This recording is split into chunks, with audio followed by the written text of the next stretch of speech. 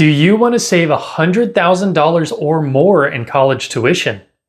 Getting in-state tuition at UT Austin is one of the smartest financial plays out there if you're not from Texas, but most families make at least one critical mistake when trying to get it. My name is Ryan Gomillion, and I'm a real estate agent that specializes in the dynamic real estate market surrounding the University of Texas. Today, I'm breaking down 5 costly mistakes that can disqualify you from in-state status, even if you follow every other step of the process. Let's get into it. First up, and probably the most important, not planning early enough. To qualify for in-state tuition, a student needs to live in the property for 12 consecutive months before the semester's census date, not just be enrolled, not just own the property, but reside in it. That means if you want to apply for in-state tuition for the fall 2026 semester, for example, you need to be living here by September of 2025 at the latest. And no, sadly, living in the dorm does not count towards these residency requirements. I've seen families lose out on in-state status simply because they bought too late or didn't move in soon enough. With how late admissions notices can come, sometimes it is really difficult to plan for this, especially if you are only looking into the process after your child is admitted to UT.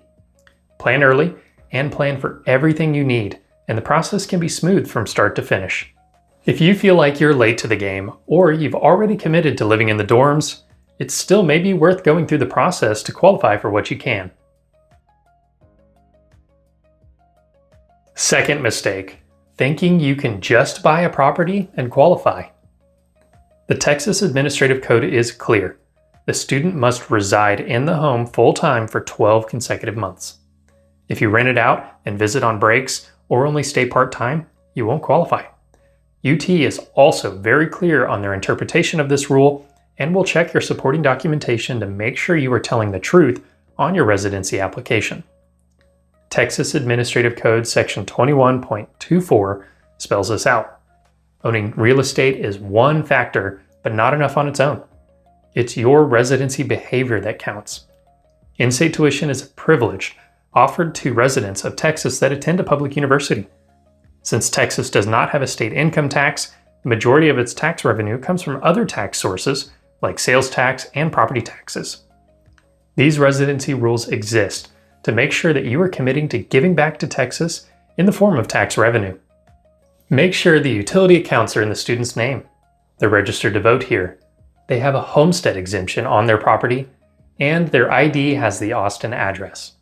All of this will be asked for as supporting documentation when they apply for their residency status change. Third, not thinking through how you'll finance the purchase. A cash purchase can speed things up, sure, but even if you finance, make sure everything aligns with your residency timeline and that the owner of the property is clear.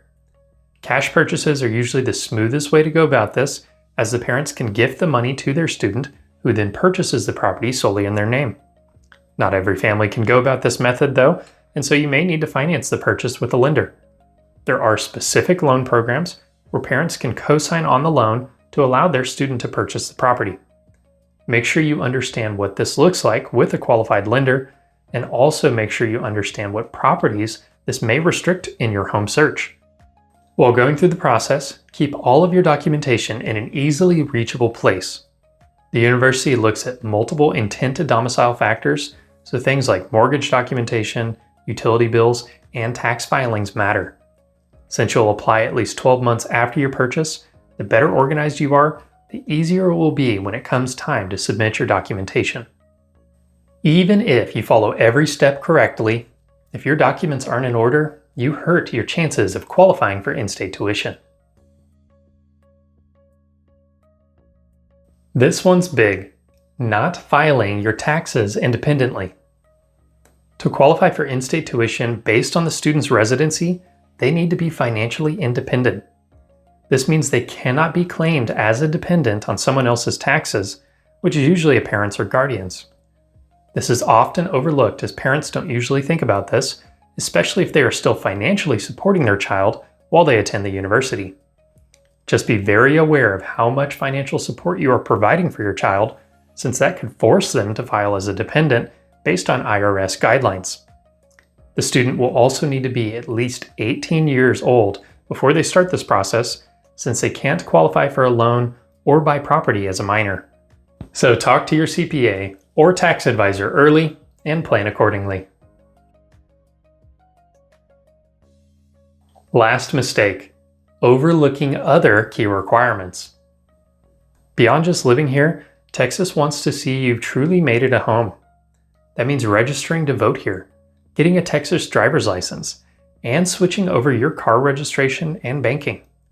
Like I said before, in-state tuition is a privilege offered to Texas residents for the tax revenue they have provided to the state. The administrative code lays out these rules that allow those from other states to qualify, but if you don't follow the rules, or if it is obvious that Texas won't be a long-term home for you, then your chances of qualifying diminish. All of these factors support your establishment of domicile, and the more boxes you check, the stronger your residency case becomes. The residency process is done through an application that is individually reviewed. The more documentation that you can provide to support your case, the better. All right, let's recap what you'll need to prove. Move in at least 12 months before the semester's census date. Live full-time in the property leading up to your application. Get a Texas driver's license or state ID. Register to vote in Texas. Show consistent financial independence. And keep a clean paper trail with utility bills, your deed, mortgage documents, proof of homestead, and others. Now, I know it's a lot, but it's absolutely worth it when you consider the in-state tuition savings. Depending on your major, it could mean saving up to $37,000 per year. If this video helped clarify the process for you, then give it a thumbs up and subscribe for more videos like this and Austin real estate related content. And if you're thinking about buying a property in Austin for this very reason, or you just want to better understand the steps, then reach out to me using the information in the pinned comment below. I've helped families from California, New Jersey, New York, Louisiana, Washington, and more make smart moves near UT for this very reason. If your child is even considering UT Austin for their college education, then let's chat. Thanks so much for watching, and I'll see y'all in the next video.